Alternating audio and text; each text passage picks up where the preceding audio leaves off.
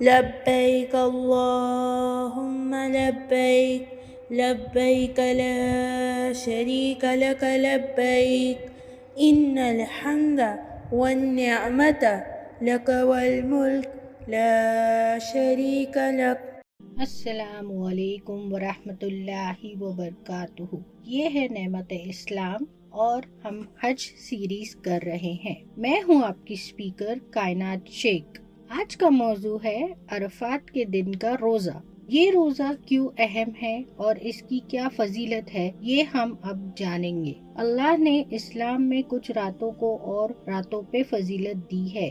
مثال کے طور پہ رمضان کے دوران طاق راتیں اور لیلۃ القدر کو اللہ نے زیادہ اہمیت دی ہے۔ ویسے ہی جب دنوں کی بات آتی ہے، اللہ نے کچھ دنوں کو اور دنوں پہ زیادہ فضیلت دی ہے، جیسے کہ جمعہ کا دن اور یوم عرفات یعنی کہ عرفات کا دن۔ عرفات کا دن 9 ذو الحجہ کو کہتے ہیں۔ اسے یوم الحج الاکبر بھی کہتے ہیں، کیونکہ یہ حج کے دوران سب سے بڑا اور اہم دن ہے۔ اس دن حاجی عرفات کے میدان میں ہوتی ہے اور اپنی بخشش کی دعائیں مانگتے ہیں، اللہ سبحانہ و تعالیٰ کے سامنے گڑ گڑاتے ہیں اور ذکر اذکار کرتے ہیں۔ غور فرمائیے، جو کوئی اس وقت وہاں موجود نہ ہو اسے روزہ رکھنے کا حکم ہے، یعنی کہ جو کوئی اس وقت حج نہ کر رہا ہو اسے روزہ رکھنا ہے، کیونکہ اس کی بہت فضیلت ہے۔ اور جو حج کر رہے ہیں وہ عرفات کے میدان میں ہیں،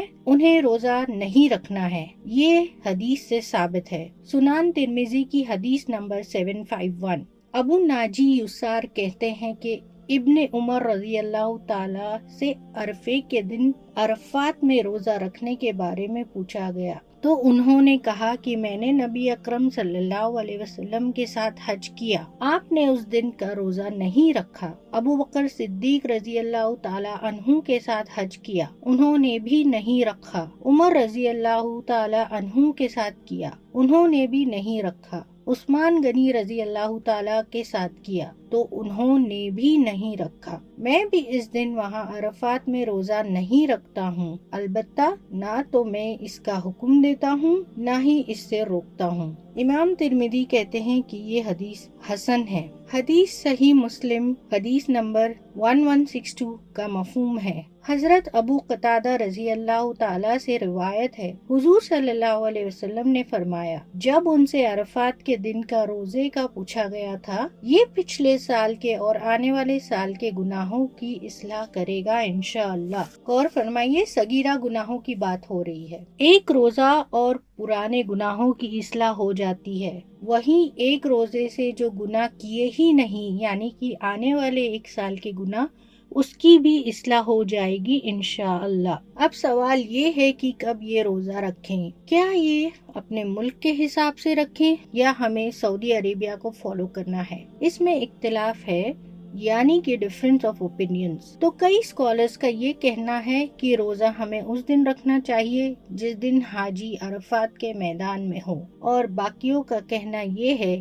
کہ ہمیں اپنے ملک کے حساب سے رکھنا چاہیے۔ ایسا اسی لیے کیونکہ ایک حدیث سے ہمیں عرفات کے دن یعنی 9 ذو الحجہ کے دن کی اہمیت پتہ چلتی ہے، جیسے کہ ترمذی کی حدیث نمبر 3339 یعنی کہ 3339۔ حضرت ابو ہریرہ رضی اللہ تعالی عنہ کہتے ہیں کہ رسول اللہ صلی اللہ علیہ وسلم نے فرمایا، الیوم الموعود سے مراد قیامت کا دن ہے، اور والیوم المشہود سے مراد وقفے کا دن ہے، اور شاہد سے مراد جمعہ کا دن ہے، اور جمعے کے دن سے افضل کوئی دن نہیں ہے جس پر سورج کا طلوع و غروب ہوا ہو۔ اس دن میں ایک ایسی گھڑی، ایک ایسا وقت ہے کہ اس میں جو کوئی بندہ اپنے رب سے بھلائی کی دعا کرتا ہے تو اللہ اس کی دعا قبول کرتا ہے، اور اس گھڑی میں بندہ جو کوئی چیز سے پناہ چاہتا ہے تو اللہ اس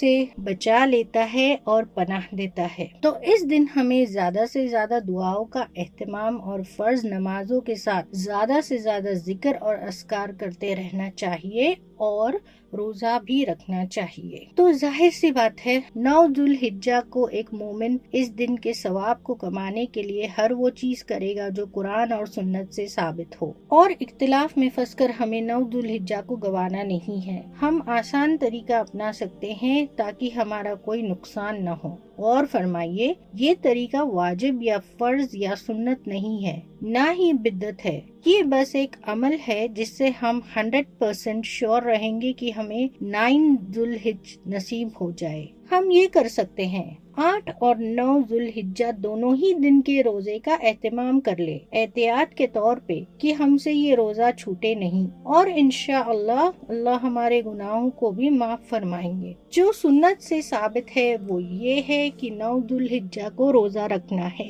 بہرحال آپ یہ نیت کر کے 9 ذوالحجہ کو کھوج سکتے ہیں انشاءاللہ، and Allah knows best۔ جزاک اللہ خیر۔